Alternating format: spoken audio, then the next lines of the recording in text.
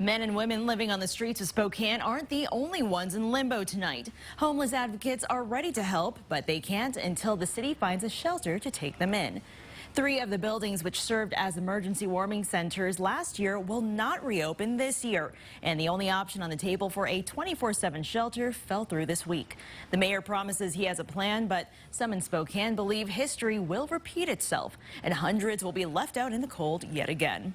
Our Taylor Graham spoke with one volunteer who says, as it stands, the city's plan to address homelessness won't cut it. Well, Nia, as someone who used to be here at what used to be the Cannon Warming Center every day last year, Mike Shaw believes emergency shelters save lives, but they're really just a Band-Aid for Spokane's homeless crisis.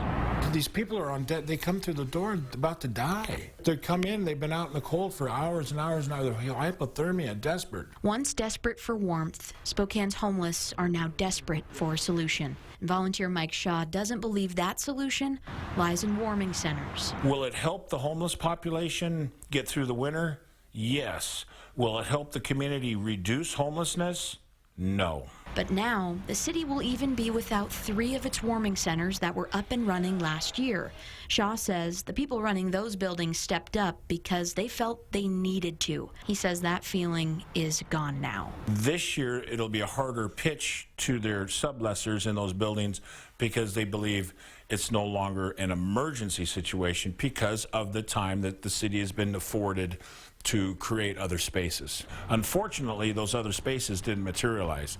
So quite frankly, we're kind of right back where we were. And that's without a permanent shelter. Mayor Condon has a plan to open one, a space for 60 people, plus 2 warming centers with room for up to 150.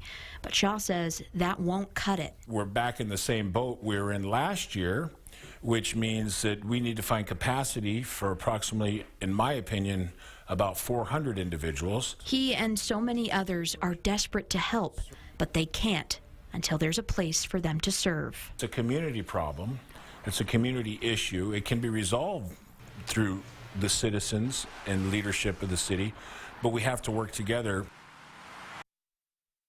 Now, as someone who's been waiting on this solution for months now, Mike believes the reason things have stalled at City Hall has to do with it being an election year. We'll explain that coming up tonight on 4 News Now at 6. Aaron.